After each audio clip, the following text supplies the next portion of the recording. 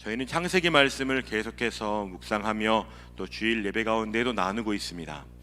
창세기 구조를 보면 아담부터 아브라함의 탄생까지 약 2000년 정도 되는 이야기를 창세기 1장부터 11장까지 기록하고 있습니다. 그리고 아브라함의 탄생부터 요셉의 죽음까지 창세기의 남은 부분 12장부터 50장까지를 할애하면서 기록하고 있습니다. 제가 하나님이라면 천지 창조 스토리를 훨씬 더 많이 기록했을 것 같습니다. 잡았지, 내가 이렇게 만들었어, 대단하지 않냐? 그것을 자랑하고 싶을 것 같은데 창세기는 오히려 아브라함을 중심으로 시작되는 이야기에 더 많은 내용을 할애하고 있습니다. 그만큼 아브라함이라고 하는 인물은 창세기에서도 그리고 성경 전체에서도 아주 중요한 인물입니다. 여러분 성경 앱을 한번 켜보셔서 아브라함이라는 이름을 찾아보시면 아브라함이라는 이 이름이 얼마나 성경 전체에 기록되어 있는지를 알 수 있습니다. 아마 이렇게 많이 기록되어 있는 이름은 찾아보시기가 힘들 겁니다. 그 정도로 이 아브라함이라는 사람을 중심으로 새롭게 펼쳐지는 이야기는 우리에게도 많은 의미가 있습니다. 당시 고대 근동의 사람들에게 장수는 큰 축복이었습니다. 아브라함은 175세를 살았다고 합니다. 이스마엘, 이삭이라는 자녀를 얻었고 사라라는 자신의 아내가 죽은 이후에 그리고 새로운 아내를 맞아들여서 6명의 아들을 더 낳았습니다.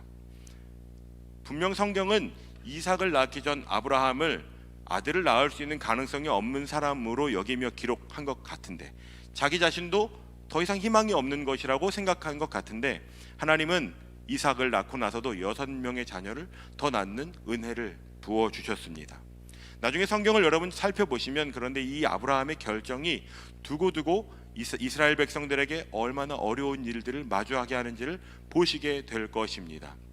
하나님께서 은혜를 주셨지만 그 은혜를 어떻게 사용하는지 그리고 그 은혜의 결과가 아브라함은 알지 못하지만 계속해서 이스라엘 백성들의 발목을 붙잡는 결과로 가져오게 됩니다.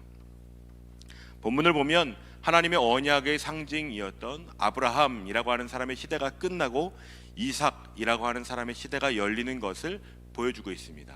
오늘 묵상 본문은 훨씬 긴 본문이지만 그 중에 5절부터 11절 말씀을 가지고 아브라함은 이삭에게 무엇을 남겼는지, 이삭은 이제 어떻게 살아가야 하는지에 대해서 나누어 보려고 합니다. 여러분 기억하실지 모르겠지만 하나님은 아브라함에게 3가지의 복을 약속하셨습니다. 그것은 자손, 그리고 그 자손들이 살아갈 땅, 그리고 복이라고 하는 아주 상징적인 것을 누릴 수 있는 은혜. 그래서 복하면 아브라함이 생각날 정도로 그렇게 하나님께서는 이 3가지의 약속을 아브라함과 맺으셨고 그 언약을 이루셨습니다. 아브라함은 75살에 하란이라는 곳을 떠났고 100세의 아들 이삭을 얻었습니다. 그리고 오늘 본문을 보면 175세에 아브라함이 죽었다라고 기록하고 있습니다.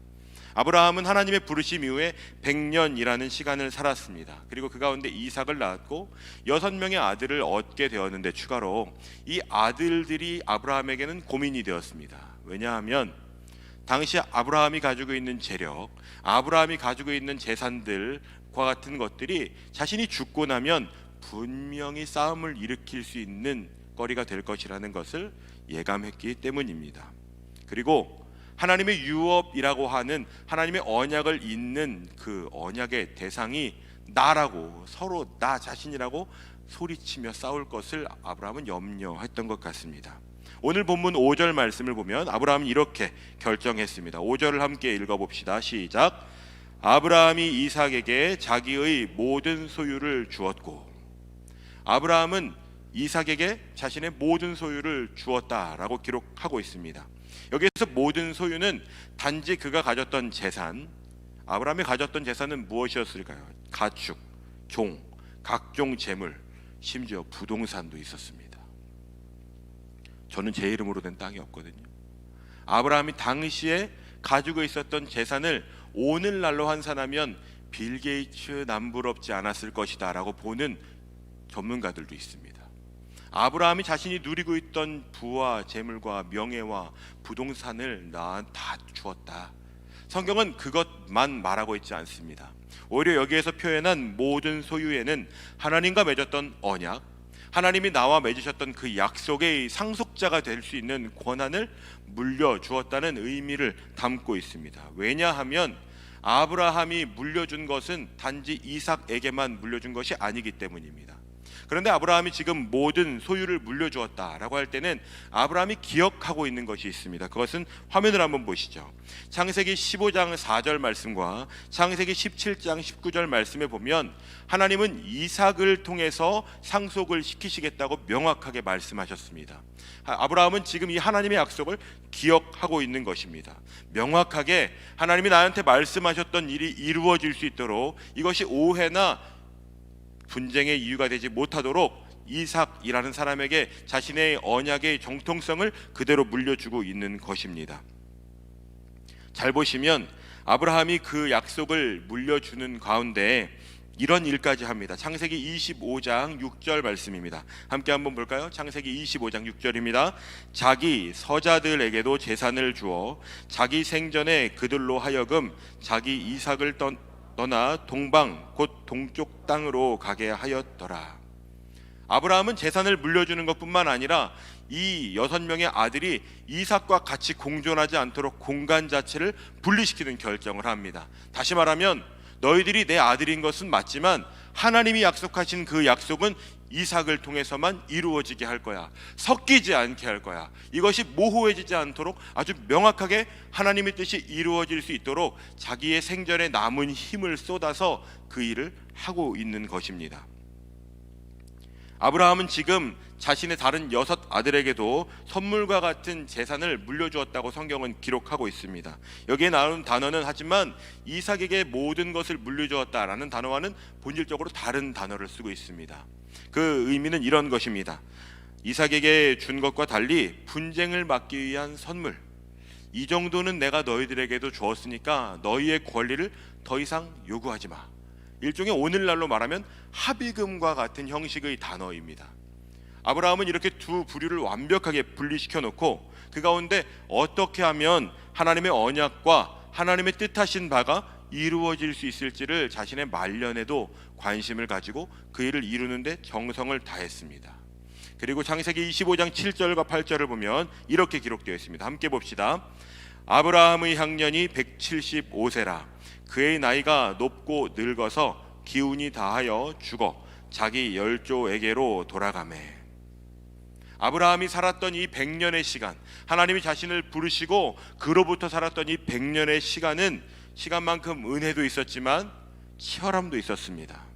아브라함은 이 시간 동안 알 수 없는 과정 가운데 선택해야 했고 자신이 잘못 결정한 일로부터 온 것을 책임지며 그 가운데 하나님의 언약을 지키며 살아가야 했습니다.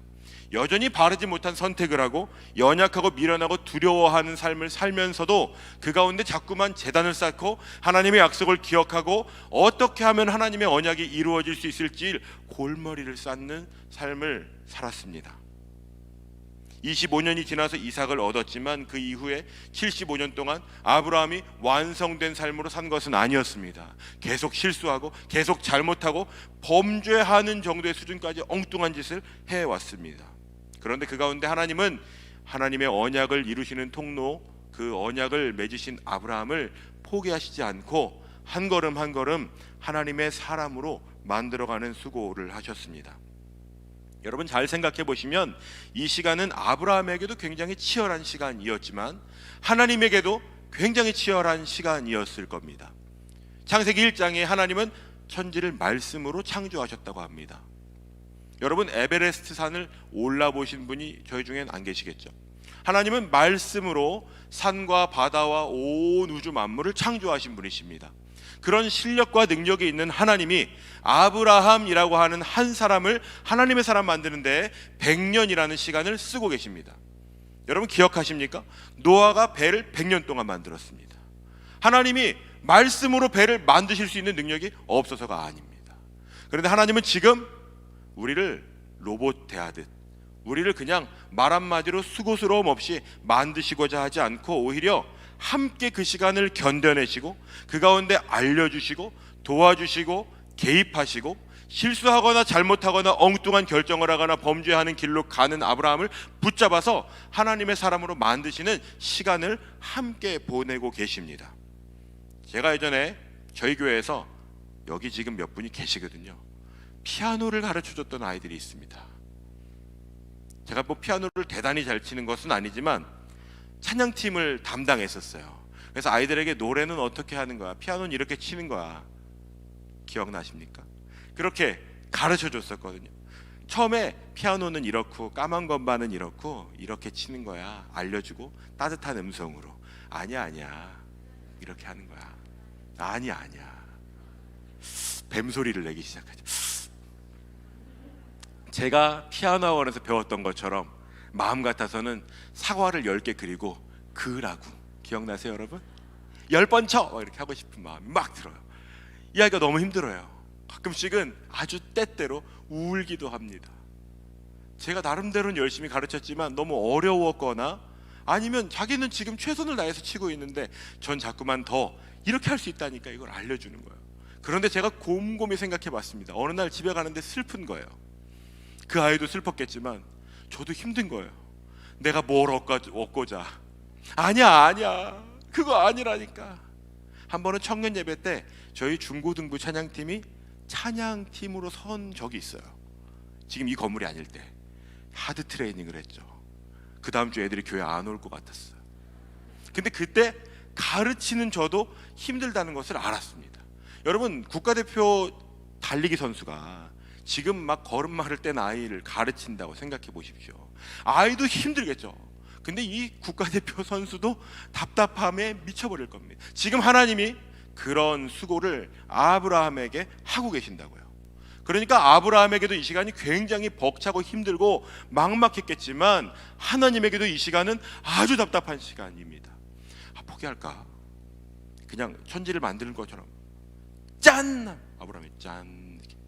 그렇게 되지 않는 거죠. 오늘 아브라함은 본문 가운데에서 그 시간이 다 지나고 높고 늙어서 기운이 다하여 죽어 자기 열조에게로 돌아갔다라고 말합니다. 여기에서 기운이 다하여 죽었다라는 표현은 관용적인 표현입니다. 하나님께서 그에게 허락하신 모든 일들이 다 맞춰졌다라는 표현과 같은 의미입니다. 창세기 15장 15절에 보면 하나님은 이렇게 약속하셨습니다. 너는 장수하다가 평안히 조상에게로 돌아가 장사될 것이요. 하나님께서는 아브라함에게 하셨던 그 어떤 약속도 빈틈이 있거나 모자라지 않게 완벽하게 이루셨습니다. 그런데 여러분, 여기 아브라함의 죽음 가운데 주목할 이름이 하나 있다면 그것은 바로 이삭과 이스마엘입니다. 여러분, 이스마엘이 어떤 사람인지 기억나십니까? 아브라함이 아들이 생기지 않자 사라는 고민하면서 이런 방법이 있어요. 주변의 사람들 보니까 아들을 못 낳는 사람은 몸종에게서부터 아들을 낳는 풍습이 있던데 우리도 그거 한번 해봅시다. 그래서 낳은 아들이 바로 이스마엘입니다. 이스마엘과 하갈, 이스마엘의 엄마, 이 두 존재는 아브라함과 사라와 이삭에게 기쁨이 되기도 하지만 어려움이 되기도 했습니다. 사라는 이들을 광야로 쫓아내고자 했습니다. 아브라함도 그들을 광야로 쫓아냈습니다. 이스마엘에게 아브라함은 아빠이긴 하지만 재산도 한 푼도 물려주지 않고 나와 엄마를 광야로 내쫓은 사람입니다. 어쩌면 원망이 가득 찰 수도 있었겠죠. 어떻게 그럴 수 있느냐고, 나를 낳지라도 말던지, 이런 원망이 막 가득 찼을 수 있는데 지금 보시면 아브라함의 장례식에 이스마엘의 이름이 병기되어 있습니다. 저는 이것이 이스마엘이 그래도 나쁜 놈이 아니었어, 이런 것을 말해주는 구절이 아니라고 생각합니다. 오히려 하나님께서 이스마엘과 하갈이 광야에 살게 두셨지만 그 가운데 하나님이 그들을 돌보셨고 그들 안에 하나님이 우리를 돌보셨다는 고백이 드러날 수밖에 없는 살아있는 하나님의 역사를 경험한 일들이 많이 있었을 거라고 생각합니다. 그러니까 아브라함이라고 하는 사람의 죽음 가운데 지금 이 이스마엘이라는 존재가 장례에 참여하고 있는 것입니다. 이스마엘은 자신의 삶이 아브라함에게 달린 것이 아니라 오히려 자신을 태어나게 하신 하나님께 달려있는 것을 알았던 것이라고 저는 믿습니다. 그리고 그 고백이 원망의 대상으로 아버지를 보는 것이 아니라 지금 아버지의 마지막에 그 장례 가운데 자신이 참여하는 것으로 기록되어 있는 것을 볼 수 있죠. 성경은 뒤이어서 이삭의 삶을 이렇게 기록합니다. 창세기 25장 11절입니다. 함께 볼까요? 아브라함이 죽은 후에 하나님이 그의 아들 이삭에게 복을 주셨고 이삭은 브엘라헤로이 근처에 거주하였더라. 아브라함이 죽은 후에 성경의 관심은 아브라함의 복이 이삭에게 넘어갔다고. 잘 보시면 분명히 유산은 다 이미 전에 준 것 같은데 지금 본문은 아브라함이 가지고 있던 것을 이삭에게 준 것 같은 뉘앙스를 풍겨줍니다. 아브라함이 죽으면서 생명이 끝나면 하나님이 그것을 넘겨주셨다라는 뉘앙스를 보여주고 있는 것입니다. 그는 지금 베엘라헤로이라는 곳에 있습니다. 이 뜻의 이름은 나를 살피시는 살아계신 이의 우물이라는 뜻입니다. 이 지역은 이스마엘의 어머니 사라의 몸종이었던 하갈이 아브라함의 집에서부터 쫓겨났을 때 거하던 곳입니다. 창세기 16장을 보면 이런 구절이 있습니다. 하갈은 그곳에 이르러서 내가 어떻게 여기서 나를 살피는 하나님을 배웠고 하나님이 이곳에서도 나를 돌보셨구나 라는 것을 고백하면서 그곳을 브엘라헤로이라고 불렀습니다. 사라로부터 어려움을 겪었을 때, 쫓겨남을 당해서 빈털터리가 되었을 때 그녀는 하나님의 돌보심을 경험했습니다. 그곳이 바로 브엘라헤로이입니다. 그리고 이삭 역시 그곳에서 자신의 아내가 될 사람을 만나는 경험을 했던 곳입니다. 브엘라헤로이라는 땅은 결국 하나님께서 하나님의 사람들을 포기하시지 않고 인도하시고 필요한 것을 채우시는 땅입니다. 이삭은 이제 그곳에서 자신이 받은 유업을 가지고 하나님의 사람으로 살아가야만 합니다. 아브라함이 이삭과 아브라함의 종들과 아브라함을 아는 사람들 그리고 아브라함의 후손들에게 남겨준 것은 무엇일까요? 그 후손들이 어떤 삶을 살았는지를 살펴보면 아브라함은 이런 걸 남겨줬구나 라는 것을 유추할 수 있습니다. 이삭이라는 사람이 아주 등장하는 본문은 지난주 저희가 함께 살펴본 창세기 22장입니다. 그곳에서 이 이삭은 아버지와 함께 모리아산으로 갔다가 죽을 뻔한 경험을 했습니다. 갑자기 아빠가 칼을 뽑아들고 나를 향해 찌르려고 하는 경험을 하게 된 것이죠. 여러분, 충격 경험은 오래갑니다. 제가 예전에 물벼락을 한번 맞은 적이 있거든요. 교회를 가는 길이었어요. 괜히 그 길로 가고 싶지 않았어요. 하지만 교회를 약간 늦을 것 같아서 그 길을 선택했죠. 그리고 물벼락을 맞았습니다. 그리고 그 길을 갈 때마다 저는 괜히 한번 해보는 거죠. 여러분, 그런 경험은 오래 갑니다. 이삭에게 이 경험은 아주 평생을 가는 경험이었을 것입니다. 무서운 경험으로 남지 않고 하나님이 정말 살아계시는구나, 하나님이 하나님의 사람을 인도하고 계시는구나, 순양을 잡는 그 시간이 이삭에게는 평생 각인 되었을 것입니다. 그것은 여호와 이레를 실제로 경험한 사건이 되었죠. 아브라함이 이삭에게 보인 모습 중에 하나는 아브라함의 아내 이삭의 어머니 사라의 장례를 치르는 과정입니다. 아내를 잃은 아브라함은 내 아내를 어디에 매장할까를 고민했습니다.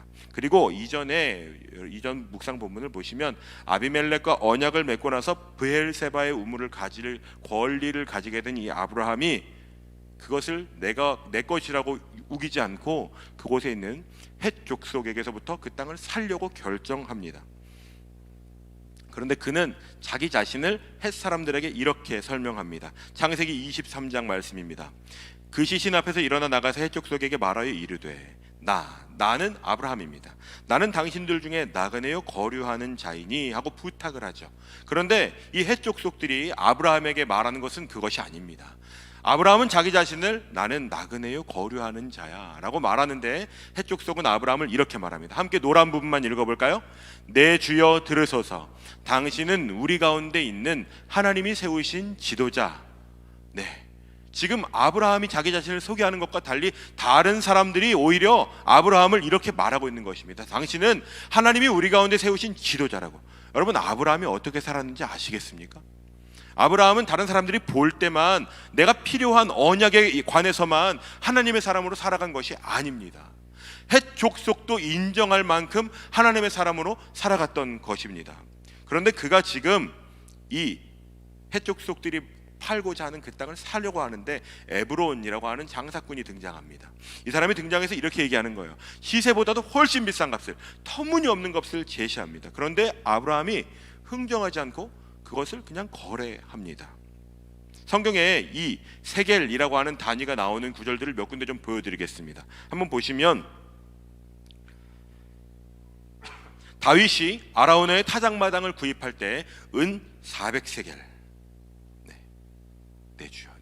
400세겔이라고 은 50세겔이라고 하는 돈을 들여서 그 땅을 구입합니다. 은 50세겔. 그리고 나서 등장하는 거 보면 예레미야가 아나돗에 있는 밭을 은 17세겔에 삽니다. 그런데 지금 아브라함이 지불하고 있는 값은 얼마냐면 은 400세겔입니다. 우린 이런 것을, 좋은 표현은 아니지만 호구 잡혔다 라고 말하죠. 손해를 보았다 라고 말합니다. 아브라함이 어떤 사람인지 기억나십니까? 아브라함은 자기의 아내가 너무 예뻐서 자신이 손해를 볼까봐 아내를 누이라고 말해서 죽을 뻔한 일을 2번이나 경험한 사람입니다. 누구보다 계산이 빠른 사람입니다. 지금 이 땅은 자신이 권리를 주장하면 그냥 공짜로 얻을 수 있는 땅입니다. 그런데 이 아브라함이 지금 그 땅을 어림잡아 10배도 넘는 손해를 보면서 사는 것이죠. 이번 베트남 단기 선교팀이 호치민에 도착했을 때 선교사님께서 이튿날 우리에게 미션을 주셨습니다. 그 미션은 에펠이라는 사람이 만든 중앙도서관에서부터 몇 군데를 돌아다니면서 미션을 하십시오라는 것이었습니다. 그래서 저희가 그곳에 가본 경험이 있는 분도 있었지만 대부분은 없었어요. 그래서 그곳에 가서 이제 저희한테 말씀해 주신 스팟을 이동하는데 어떤 사람이 길을 안내해 주는 거예요. 너무 친절해. 역시 참 사람들이 선하다. 사람들이 그 안내를 받았습니다. 그리고 나서 그 사람이 너네 덥지? 이거 하나 공짜로 줄게 하면서 코코넛을 멋있게 딱 따주는 거예요. 막 해적칼 같은 걸로. 그리고 빨대를 딱 꽂아서 딱 주는 거죠. 이은총 전사님께서 정확히 5번 물어봤습니다. Free? Free? Free? 그렇다. 선물로 주는 거라고. 그래서 제가 도망가고 싶었어요. 쳐다보지 마, 도망가. 근데 그걸 딱 받는 거예요. 그 순간 갑자기 5개를 더 가는 거예요. 팍팍팍팍팍 하면서 쫙 놓는 거죠. 그래서 다 당황했어. 사람들이 막 받았습니다. 그래서 이렇게 낭만적인 사진도 찍었어요. 사진 한번 보여주실래요? 와 이거야. 근데 갑자기 돈을 내놓으라는 거예요. 그런데 그 돈을 내놓으라는 수준이 만만치 않은 거예요. 어떤 사람은요, 그 사람이 그냥 있다가 짐을 전해주는 거예요. 내 거 좀 들고 있어. 그 다음 사진 한번 보여주시죠. 허락 받았거든요, 이분한테. 짐 들고 사진도 찍고, 그 사람 옆에서 막 바람 쐬고, 이제 빨리 집에 가야 된다고, 너네들 빨리 돈 달라고 하는 거예요. 저희가 억울한 마음도 들고 속았다 싶기도 하고, 저는 다행히 어떤 멋있는 유럽 평화가 호텔 로비에서 뛰어가지고 이거 얼마야? 비싼데? 해줘가지고 저희 도망쳤어요. 우린 위너라고 생각했죠. 저녁에 보고를 하는데 모두가 다 그 사람을 만난 거예요. 동일한 사람은 아니지만 영업 방법은 똑같아. 딱 봐도 외국인, 딱 봐도 한국 사람. 가서 까준다. 나 집에 가야 되니까 빨리 팔아줘. 그게 수법인 거죠. 그런데 선교사님이 저희한테 하신 말씀이 있었어요. 이 땅 가운데에서 경험하는 일이 우리가 선교를 하러 왔다면 호구가 되어보는 거는 어때요? 라는 것이었어요.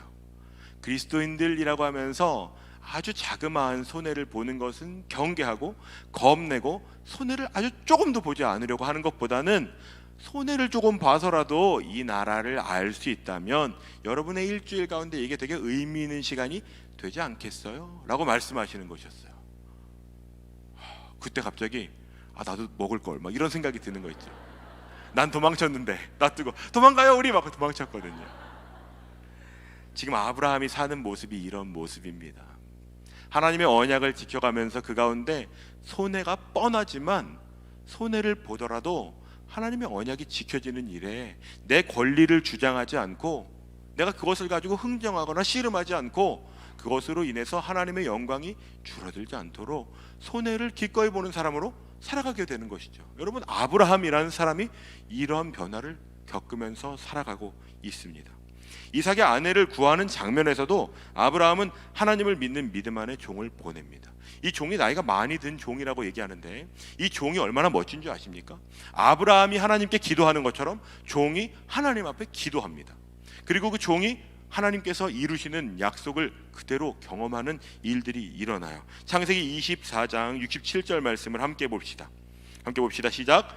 이삭이 리브가를 인도하여 그의 어머니 사라의 장막으로 드리고 그를 맞이하여 아내로 삼고 사랑하였으니 이삭이 그의 어머니를 장례한 후에 위로를 얻었더라.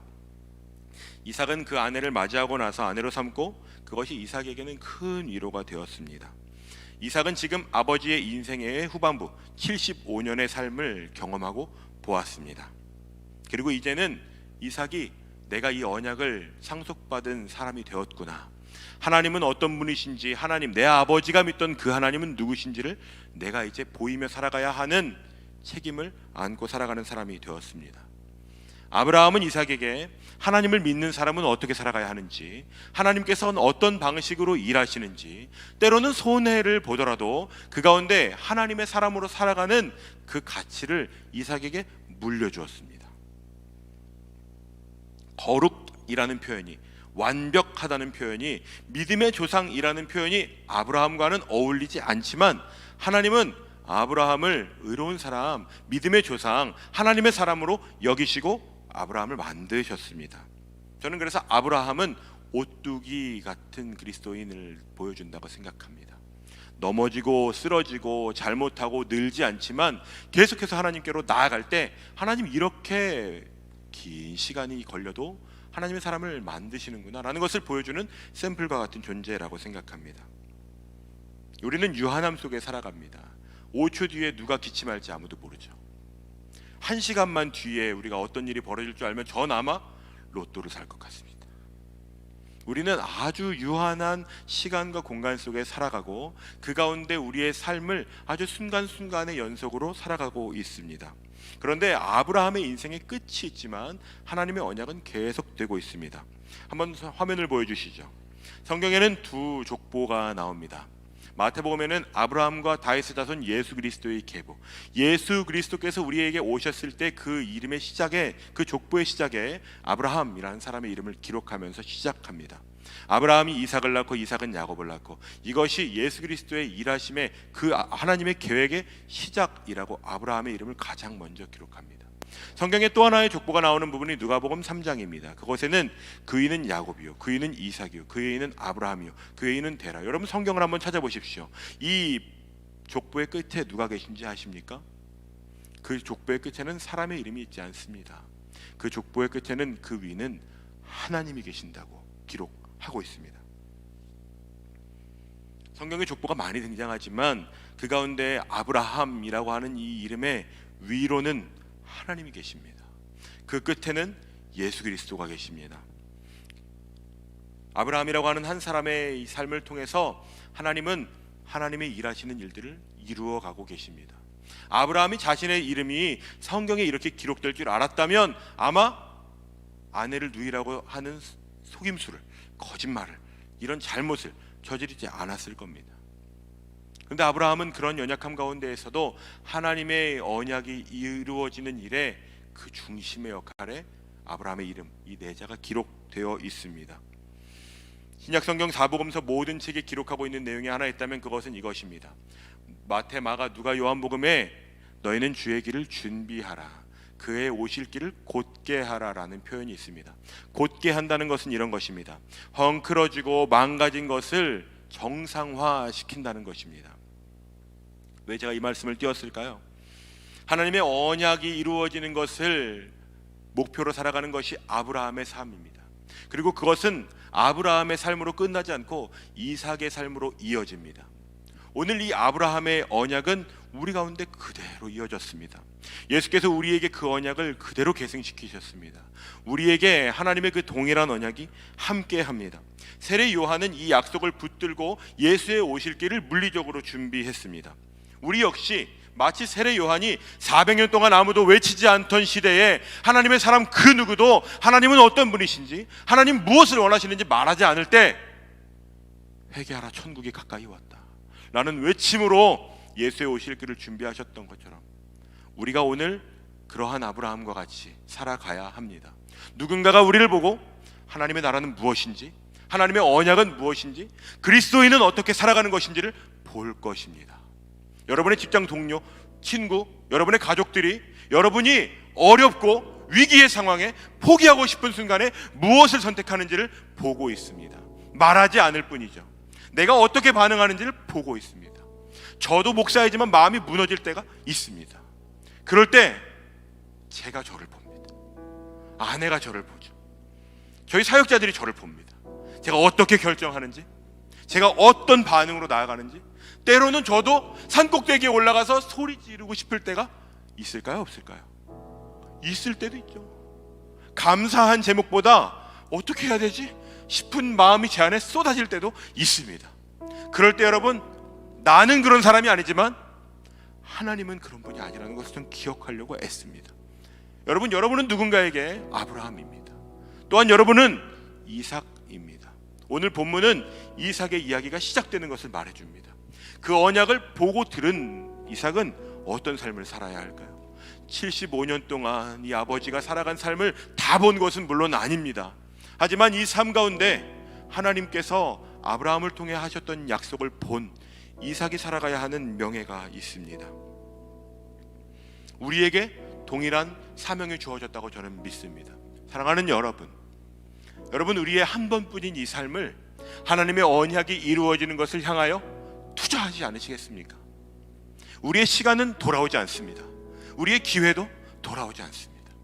그래서 투자라는 말씀을 드립니다. 여러분, 우리가 할 수 있는 최선의 투자가 있다면 하나님의 뜻과 하나님의 나라가 우리의 삶 가운데 일어나고 드러나는 일에 우리의 삶을 던지는 것입니다. 주저하지 않고 그 삶을 던질 그 한 사람, 그 아브라함과 같은 한 사람, 언약을 붙들고 살아가는 이삭과 같은 한 사람, 그러한 삶을 오늘 주님께서 부르고 계십니다. 저는 오늘 여러분에게 그러한 한 분을 소개하고 싶습니다. 그분은 바로 예수님이십니다. 예수님은 그런 길을 사신 분입니다.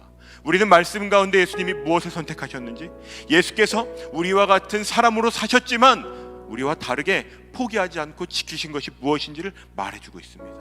한 찬양을 좀 고백하려고 합니다. 여러분 좀 익숙하지 않은 노래일 수 있지만 이 찬양을 여러분과 함께 좀 나누고, 우리 이 찬양을 한 번 더 부를 때는 여러분과 함께 이 찬양을 좀 공개하고 싶습니다. 가사를 잘 살펴봐 주십시오. 찬양팀이 이 찬양을 여러분에게 먼저 나눌 것입니다. 이 찬양은 예수의 길이라는 찬양입니다. 예수께서는 어떤 삶을 사셨는지, 우리는 무엇을 꿈꾸며 살아야 하는지 여러분이 가사를 묵상하십시오. 그리고 이 가사가 우리의 삶의 열매가 되는 것을 소망하며 나아가십시오. 이 찬양 함께 좀 고백하며 나아가기를 원합니다. 함께 노래합시다.